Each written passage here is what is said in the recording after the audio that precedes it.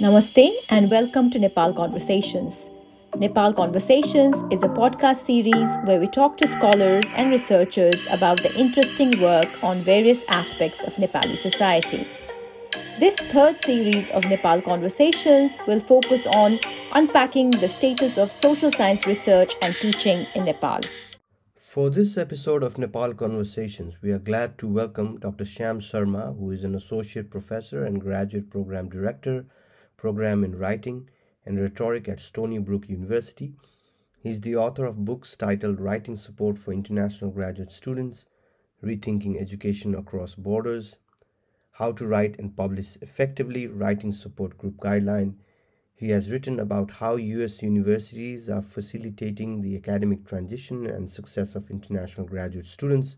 A former lecturer at the Tribhuvan University of Nepal, he is also an expert on higher education issues about Nepal and South Asia. Welcome to Nepal Conversations, Shyamji. We're really pleased to have you here today. We've been following the wonderful work that you've been doing on academic writing and faculty development. Could you tell us a bit more about your work, the work that you've been doing both at Stony Brook University and in Nepal, and especially your work with TU grassroots community? Namaste, everybody, and thank you very much, Uma Madam, Nimesh Sir. मलाई यो कार्यक्रममा बोलाउनु भएकोमा म असाध्यै खुसी लागेको छ. Thank you very much. This is a wonderful question. This work of supporting faculty across Nepal began with a very small effort at Midwestern University in Western Nepal around 2015-16. When they visited us in the US, we planned to do a monthly webinar series, among other things, to support faculty to integrate writing into their curriculum so that when students write in the exams, they would succeed better because they were able to write. But we also wanted to integrate writing that would be meaningful in professional context. So when students finish their engineering degrees, their economics degrees, their humanities degrees, they would be able to present their ideas, do research, and community. Incidentally, around 2016, I came across the then rector of Tribhuvan University, who said that she had never heard the word pedagogy. She thought pedagogy had to do something with peda, and that she had not been invited to any faculty development programs during her 30 plus years of being in academia, especially because she was a woman.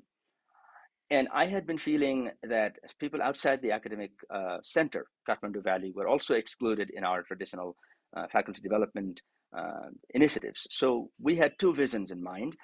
That we would include people from around the country, and we would be inclusive in terms of gender, caste, ethnic backgrounds, regional backgrounds, and so on. And that began a series of workshops, monthly workshops. We invited participants to select their own topic. Then we selected some reading materials, and then we did a hands-on training on that particular issue, then on and on and on. Year after year, we have been doing series of faculty development programs. In the last few years, we have also developed different models as needed. For example, if we realize that we lack requisite skills in academic publication or research skills or technology use or classroom teaching or developing your own research agenda or professional development plans for the next few years, then we identify those needs, we develop program models, and we implement them.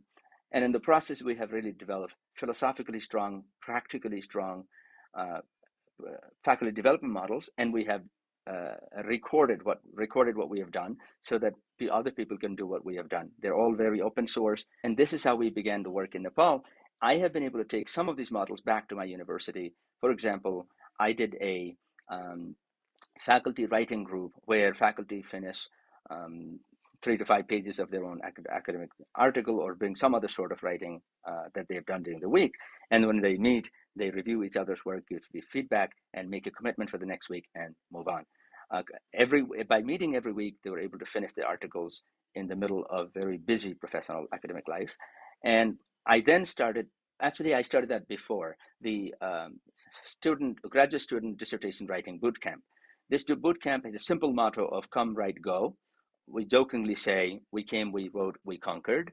And they conquer the anxiety of writing the dissertation, the anxiety of being alone, having too much pressure, being too busy. But every Friday they block out 4 hours and they write. By now, in the last three years, about 450 graduate students have participated, and I was actually recognized with a state level of Chancellor's Award for Excellence in Faculty Service for that work.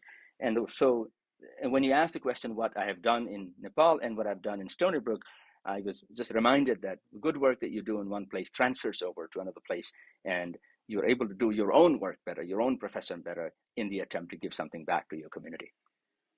Building on what you said about working in collaboration with faculty member, but also students, so you seem to be putting a lot of emphasis on working collaboratively in a sort of a multidisciplinary environment, which is also evidenced in your work of building community network, research, writing groups, open source materials.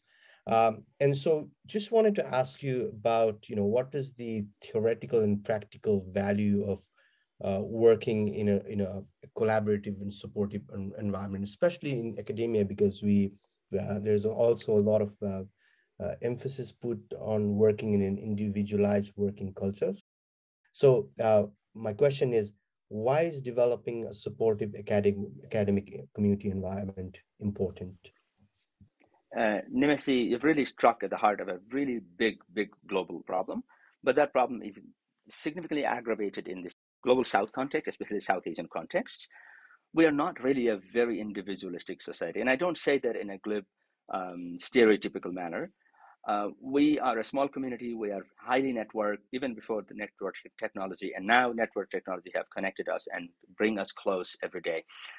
But on the other hand, we have adopted very competitive, me sort of writing and publication and scholarship culture, because it is the individual that must be recognized and that must be rewarded for the work that they do. It is an efficient model, but I don't think it is an effective model. And so what I have done is to build the community, bring people into the network. We have a Facebook group called TU Scholars Grassroots Community, and that shares ideas, conducts conversations, invites people to these new programs that we do. We select people competitively, and when people are able to give their time, we ask them to join as facilitators. And that community building was extremely important because we've been able to increase the number of experts from the handful of experts in the last generation to hundreds of experts. Now we're actually collaborators, co-constructors of knowledge. We use a socially constructive model of faculty development so that we are learning from each other rather than in a one-way traffic in a hierarchical mode. In fact, I no longer serve as a facilitator. I help to develop the program, help to train the facilitators, and the facilitators run the program, and then those facilitators run a program which are also TOT, training of trainers. This means that we needed to multiply, include, magnify, and make an impact by building that collaboration and community. And if we are competing with each other, I think it's okay to compete. But if we're only competing with each other, then we are not really going to do what we need to do. We have limited time to catch up to the rest of the world in terms of our research productivity, in terms of making our research and scholarship more meaningful and impactful and relevant to society. And as you said, we have gone beyond the Nepalese community to South Asian community and advanced this philosophical idea that community is curriculum, that community is expert and expertise, that community is the basis of quality, that inclusion is essential to the rigor and quality, that we will not be able to achieve with individual efforts what we're able to achieve with individuals are also connected, also collaborative, and also, willing to give back and grow by giving. The traditional saying that your knowledge only grows. Veye kriti vardate eva nityam vidyadhanam sarvadhanam pradhanam. You know the initial part where it says nobody can take it away from you. The more you give, the more you get. And that's why we have built a community model, collaborative model, and we're countering the tradition of hiding and writing in isolation. I think both our society and our social needs demand that we work together. Just to follow up on the point on integrity and rigor that you just mentioned, that was quite interesting. And could you tell us a bit about how one could maintain integrity and rigor while developing a writing practice within the community. What would rigor and integrity look like in this context, and especially working within the academic community? Wow, that's such a good question. I've just started exploring this idea. This is an extremely important issue that you have put your fingers on. Quality doesn't only come from competition or exclusion. Exclusion and competition can discourage people. It can create elitism, hierarchy, and stratification, right? Quality can also come from collaboration because you have something that I don't and I have something that you don't. It comes from commiseration because then we are inspired to help each other and we are able to achieve higher goals. Quality comes from being able to learn as needed from a community of practitioners, from a community of intellectuals. Quality comes from building resources and sharing resources. Quality comes from commitment and regularity and punctuality. Quality comes from being there with another person and feeling in the process of a conversation, in the process of some sort of work, that this is what you need to do, right? We are discussing the idea of quality and rigor as possible through community and collaboration. We wouldn't have this moment of realization had it not been for this conversation, right? You are realizing something that you hadn't thought about. I'm realizing something I hadn't thought about. Even your question gives me a moment for exploration and fleshing out my own idea. It is in that sense I say that we need to harness quality through collaboration. I'm not saying that individuals should not compete. I'm not saying that individuals should not pursue their own personal self-interest, right? There's nothing more powerful than capitalistic individualistic endeavor. But capitalistic individualistic endeavor is not sufficient. It is not sufficient for those of us who didn't have the privilege and opportunity to learn what you and I and Nimesi have learned. It is not possible for people that have certain limitations and disabilities. It is not possible for people that are discouraged by other people in their traditional society, right? It is for this reason that I believe that it is quality through collaboration, quality through community is very complementary to quality through competition and individual endeavor. Thank you so much. That's really wonderful to know how we can actually really learn from each other rather than just compete with each other. We also understand that while you're working with TU grassroots community, you've also developed faculty development models to help the members to work through their writing and publishing journey. What are these, and how has this helped the researchers and academics to write and publish more?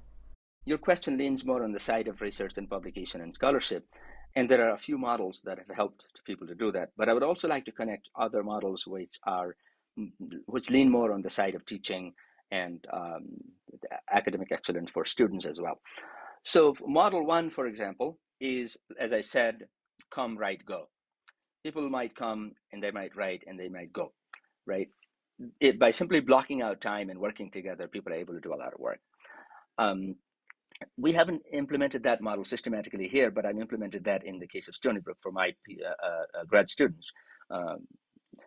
Dissertation writers come on Friday afternoon at 1, they start at 5, they stop, but in the beginning and end, they discuss how they were able to produce more, what strategies they use that work better, right? We have used that informally in the Nepalese context. The other model is bring your writing, share and exchange feedback, and make a commitment for next week. We call it Lekhere Lyau, Sudhar Jau model. People, our colleague Chandra Upadhyay, Punam Pant, Kabi Adhikari, and Natharam Chaudhary, the four of them implemented this model that I had developed in Stony Brook. They adapted it and they used it in March and April, and they were able to help nearly 4 dozen people complete their academic articles in the process or a dissertation chapter. Another model for research and publication has been a workshop series for people to develop research agenda, so that when they develop their research agenda, we have provided them resources, workshops, opportunities for collaboration, and mutual support and mentorship. In fact, we had a 7-dimensional program where people got all of these necessary tools and resources and opportunities so that they could develop a strong research agenda that is socially aligned and that is also rigorous in it as an intellectual research agenda. And that's another model, right? And then we had one recent workshop within a 2-day summer summit workshop in Kathmandu, organized by TU and supported by TU grassroots community, had a model from within those models where they asked people to read a bunch of reading materials and then look at a template where a scientist had developed a research project. And then by looking at that template and model, they, within the hour, wrote up their own research project. What is my research context and problem? What is my research question or hypothesis? What is my research method or theoretical framework? What is my argument or a discussion if the hypothesis is true? And what is my knowledge contribution to the field? And by simply filling out this template and then analyzing a journal article to see how a journal article actually embodies the process of contributing to a knowledge gap in the field, people were within 2 hours were able to really come up with a research agenda. Sometimes another model that we have is called the future CV exercise. People first try to envision what it is that they want to achieve in 5 years. They look at the CV model, and then they look at the headings and subheadings of a pretty successful scholar CV. And then they try to transfer over what they would like to add as sections and subsections of their own CVs. And then they start filling up in all caps information about what precise objectives and achievement that they might want to achieve, objective that they might want to achieve in the next 5 years. So these are some of the models. And these models have now become so sort of seminal that people are adapting, hacking, turning them into their own models. And they're developing training models to fit the needs of the local community. They sometimes merge models, they sometimes change models, they update models. And these models have really been they have become sort of like widgets, like Lego games. People are able to build new materials out of old materials. And now people are doing it on their own, at their own campus levels. And they also invite other people through the virtual network. Thanks so much, Sam. Just to pick on that point about taking it forward, much of what you've said so far is focused on providing more concrete skills and knowledge to students in terms of publication, writing, finding research agenda. To what extent is the pastoral role, providing much needed support from senior colleagues, those kind of supportive environment is part of your the work that you do? Is that part of your activity? Yeah, that's a really important dimension of the discussion we're having now. On the one hand, I will admit that our traditional models of faculty training are very outdated. People deliver lectures, and I jokingly tell people that they're, delivering sand at the wrong house with a truck. But at the same time, even as we're critical, we also invite more senior professors and try to tap into their best contribution. They have experience, they have expertise, they have knowledge. And what we do is to challenge them to work within the framework of activity-based, outcomes-based, module-based study. Do the study first, watch a video, and then when you come, let's jumpstart into an activity or a makerspace of building something, right? So we actually have been able to draw the attention of some senior scholars who have been so amazing that they explicitly acknowledge that they have been doing things in ways that are probably outdated. And so they should be joining hands with these younger people and providing them the intellectual, moral, inspirational support. But at the same time, they've also adopted these new methods of hands-on training, modular training, outcomes-based training, need-based training, responsive trainings, right? They have actually been able to provide such necessary input because people trust them. People and they bring a lot of energy and experience. But we have never created any sort of conflict or tension with these senior scholars.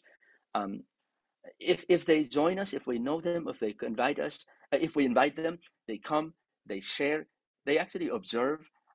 This tradition was actually started by Sudha Tripathi, the former rector. She used to come, sit there and watch and listen.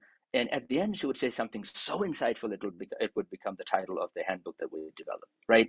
She would sit there and say, aha, it looks like you guys are trying to not teach, but make learning happen. And I'm like, whoa, that's so wonderful. That's exactly it, right? And so to this day, there have been so many other scholars, senior scholars, that have followed the footpath of Sudha Tripathi, and we have had this positive culture emerge into you where older scholars and younger scholars work together. There's really no conflict at all. There's such sauhardata and such maya and such samarthan and such support. Brilliant. That's really inspiring. Want to switch gear a little bit to talk about the systems and structures that you work with, and you and your colleagues been mostly working very closely with the Tribhuvan University faculty, staff, and administration, and which we suspect would also come with many challenges, but also opportunities. So what have been the main challenges that you faced in working with these existing structures, the university structures and systems? And if you could also provide some, insights into how you tried to resolve them, how you tried to overcome them. That Well, would thank be, you again. yeah. Thank you for asking such a complete question there. Yes, there have been challenges, for example, when we try to develop a program model and we say this model is not for the community, this is for you to implement, because there needs to be a space or there needs to be a program where we could connect people. When we tried that, they took forever, right? The administration changes, the leadership changes, or they try to do something, and then we quickly realized that we need to do two things. One, once we propose an idea with them, we will let them take their time, but we will implement the idea not anyway. And once they see that we have implemented an idea that we propose to them, they come and say, listen, you guys can do what we cannot. We have bureaucratic hurdles, we have slow processes, we have political dynamics, we have all kinds of things going on. But you guys are able to do things without any obstacles. There's no processes, there's no bureaucracy, there's no budget, there's no office, there's no staff. You guys are just connected by Zoom and you do what you want to. And the rector, Professor Dr. Siva Gusal, explicitly and categorically and repeatedly acknowledges that we in this informal community, to you professors and to you alumni members like me, are able to do what he cannot. And when he says that, we are inspired, right? That was not the traditional relationship between faculty and administration. When faculty did something, they complained about. Our team never complains about TU administration. All we say sometimes is, you should be doing a little bit more of on your side. And they'll say, of course we should. What can we do for you? So then we invite them. And for example, that we ask them to advertise our programs. It goes through the official channels, and then all campuses get our emails. Sometimes people question. That's another challenge. Who are these people? What authority do they have? Well, how can they select people? How can they reward people? How can they exclude and punish people? And we say, it's all about quality. And more recently, when people questioned our authority to make applications, select applications for this grand program in Kathmandu, we said, all right, we'll give the selection process to TU authorities. So a bunch of senior professors decided to make the selections for us, and then we took it from there. So there is a very complementary, there's a very nail and flesh relationship with TU administration. And this is a key feature, actually. It goes back to Sudha Tripathi, as I was saying, but the leaders since then, deans and directors, VC, vice chancellor and rector, and even registrar. I was shocked last week that the registrar, being the head of the administration, I thought he was an administrator, but he's a scholar. He came there, he watched our program, and he intellectually sort of framed how things could be done in the future by bringing the best of both the formal and the informal worlds, the administration and the faculty. And the director of the Open and Distance Education Center, Ganga Gautam, actually said that we should stop using the word grassroots and non-grassroots or whatever. It's we. It is simply a network of service, volunteerism, and grow by giving model that has emerged out of nowhere and taken over the country in terms of TU. But we also include non-TU faculty as participants. We have simply tried to insist that TU faculty be recognized for the work that they do by the administration for being experts and facilitators. The reason we have TU-based and TU-driven program is because we want to hold the administration responsible. And that has actually helped because we do it for TU and by TU, but for TU plus, the administration has taken responsibility.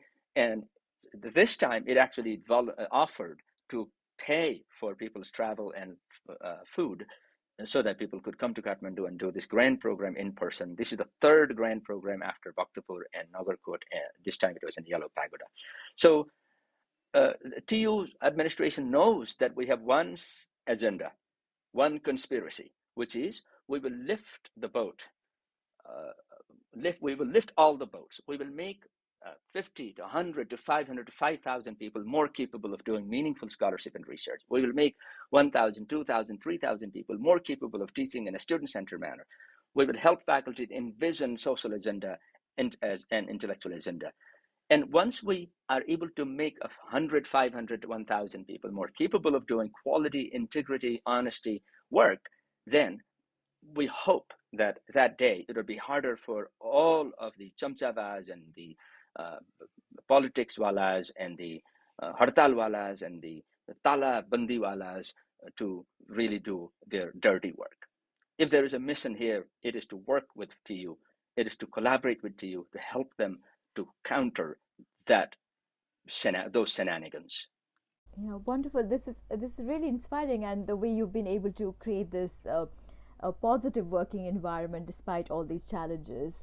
What you've been doing seems to be placing an importance on how you can change and make an impact in the real world, and how we can actually really see the importance of working not just as something that is academic work, being not just separate from the real world, but something that's making a difference. I heard you talk about the social importance of social mission of research and academic work. Why is it important? Why is it important for us to be thinking about the social mission of your work, social value of your research? A little history, a little background. I studied English literature, English studies, right?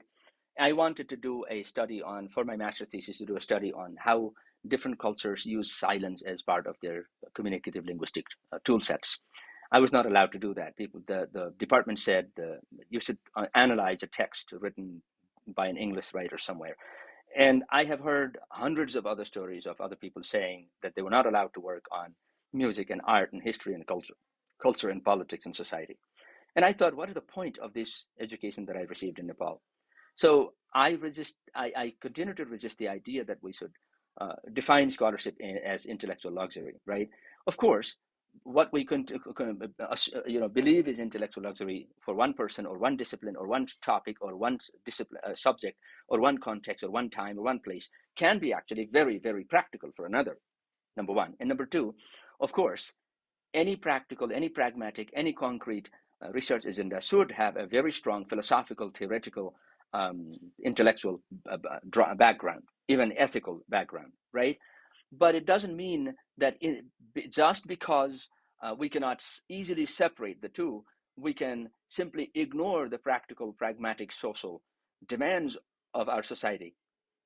We can't simply get stuck on the idea of citation, because who knows that when I cite your work, it may or may not actually indicate that that work is influencing whatever it is that we're writing about. Let's say you and I are potato experts.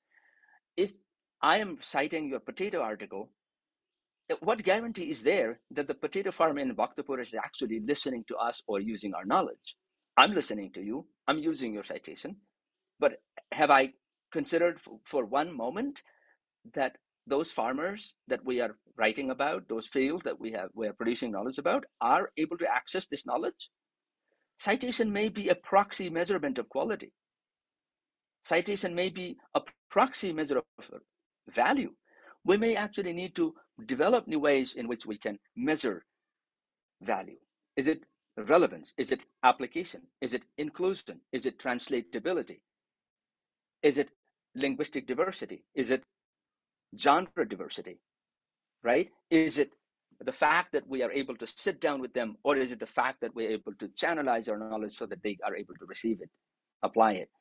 So I do not, and so that's my other frustration. Across the global south, publication has become a big demand, and that demand is responded by supply. But what kind of material are we producing? And for that reason, we have started asking this, posing this challenge. We don't say don't write theoretical work. We say write theoretical work, but see what questions of social relevance, social application, professional value you can also ask. Let me give you a few examples. My colleagues in Eastern Nepal have invited me. I might actually go there in a few days, and to give a lecture on producing research, what research means, how to publish, how to write. And then I said, nobody needs a primer. My colleagues were saying, yeah, let's give a primer because a lot of people are just starting to do this work. And I said, no, my children learn words before they learn letters, and they learn sentences before they learn words, and they learn stories before they learn sentences. This whole idea of forcing students to write A, B, C, D, and then FPPLE apple is nonsense. Sometimes when people are given a higher purpose, they figure out the basics themselves. And so what I have suggested is that, for example, let me give you an example of a PhD research by one of my Swedish colleagues. She studies the rhetoric of smart tourism. What is the purpose of that? She wants to guide people that run tourism in northern part of Sweden to advance a new kind of discourse, so that new kind of discourse can actually guide the practice and promotion and programs and advancement of tourism there. That means I, as a rhetorician, can actually work on tourism. Forget about rhetorician only discussing the implications of rhetoric for knowledge sharing, the implications of rhetoric for politics. I could actually work in the industry if I actually am courageous enough to go there and do some research in that area. If you do interdisciplinary research, think about tea gardens and where I might go this week. An ecologist might study tea garden and how the climate is impacting, instead of simply writing a paper that has nothing to do with their local community or the local economy or the local reality. Think about cardamom and business. Cardamom is business, tea is ecology, tourism is rhetoric, infrastructure is engineering, and engineering is infrastructure. Who is going to take responsibility of the cardamom and the tea and the tourism and the infrastructure? Who is going to build our roads, advance our medicine, understand, rewrite our history, critique our culture? Who? If we don't take the responsibility of doing that and making it as practical, as applicable, as pragmatic, as impactful as possible. So let us not fight over semantics. Let us not say, oh, how can we use the word pragmatic when everything is pragmatic? Nothing is pragmatic. Again, you're peeing your legs. Stop. कसैसँग new खोज्नको लागि what does pragmatics mean? What is practical and what is not practical? How do you know? भन्ने जस्तो कुरा गरेर मान्छेलाई अल्झाएर harass गरेर केही काम छैन. भन्न खोजेको त let us do as much as we can भनेको हो. Let us balance practical and theoretical भनेको हो. Let us balance socially driven research and intellectually driven research भनेको हो. Let us actually combine the two and make it 50-50 भनेको हो. मलाई त्यो कुराले एकदमै छुन्छ. यो प्रश्न सोधिदिनु भएकोमा I'm really glad that you asked the question. It gets me going. Yeah, thank you for that passionate response, Shyamji, and how we need to think about socially driven research, and that's really important that you highlight that point. So we've come towards the end of the conversation, Shyamji. I wish we could go longer, but then time-wise, we'll probably have to end this. But before we leave, I just wanted to ask you about the broader impact, as you were mentioning about the broader impact of your work in terms of faculty development, and how do you situate your work within the global context, or even like South Asian context? Like we know that you've been also working with colleagues from other parts of South Asia. So if you could tell us a little bit about the broader impact of your work in South Asia, but even globally, and maybe we can end there. Thank you. I want to start by highlighting that I'm only a very small node in a network. The network has no hierarchy, no center, no leader. I'm not a leader. I'm not an initiator. I'm just one piece that connects very well with many other pieces. This is a network, right? And when you ask me, I'm I've been speaking with all of my friends and my colleagues and the administrators and the researchers and the hosts and the karmacharis in my mind. Without all of them together, none of these would be possible, right? And so in this network, one of the things that I have dreamed is that for people like us, may knowledge become accessible. For people like us, may the light of education become meaningful. May knowledge be not limited to the cities. That people like me, who come from the hinterlands of Nepal, and then the hinterland of India in Manipur, may that knowledge become accessible. And that means our work is naturally relevant to not only people in Nepal who come from the countryside, who traverse the world and go to other countries, who come back or who stay there and who work and who connect and who collaborate and who support and who contribute selflessly, sensitively, mindfully, always thinking about the collective, right? But that collective is not just us. I am no big fan of nationalism and national borders. It's simply true that I know one community better than others, and I can contribute to that community because I know the context and I know the people. I have trust and I have friendship, and I mobilize and harness and exploit all of these possibilities. But the work is being done by a network that is growing, that is open, that is evolving and emerging, right? And that network actually is connected with people in India, people in Bangladesh. In Bangladesh, I worked for a few years, and then it was a little harder to maintain the same amount of energy and time because I started doing a lot more work in Nepal. And then I also realized that why just one country at a time? Let us connect with another scholarly community called the Society of Transnational Academic Researchers. I was associated from the beginning of that organization, though I'm not in the leadership. I'm not very active. My friends, Uttam Gauli, Krishna Bishta, Christopher Glass, and others are. And so last year, after we did a particularly good program in Nepal called the 4-Dimensional Faculty Development Program, the first one was to help faculty develop a research agenda that integrated social mission and social justice as foundational to their research intellectual agenda. Second one was how can they learn different genres of communication so that they not only have to write articles and books, but can mobilize other genres that lend themselves to other languages even better. So how can we mobilize multiple languages and multiple genres for making knowledge more accessible? And I no longer believe in the sanctity of the article and the book, even though you and I have to write them in order to get credit and get promotion and be trusted by the community. Otherwise, if we become too idealistic, then we will not gain our own personal success. And without personal success, it is harder to make a social contribution. And then the second one. The third one was how do we integrate research into teaching so that we have 100 hands in the classroom doing research and using inquiry as a mode of learning. And the fourth workshop was how do emerging scholars find new opportunities of scholarship and grants, and how do they make themselves visible and available online by developing professional portfolios. And once we'd made this workshop was very successful, I thought, wow, this workshop could actually work for Star Network. So I proposed to Chris and Uttam and Krishna, and along with my colleague Nela Navarro, hello out there, Nela, we from Rutgers University, we offered that program to people from 23 countries. And among the nearly 100 people that applied and 80 that were selected, 50 completed.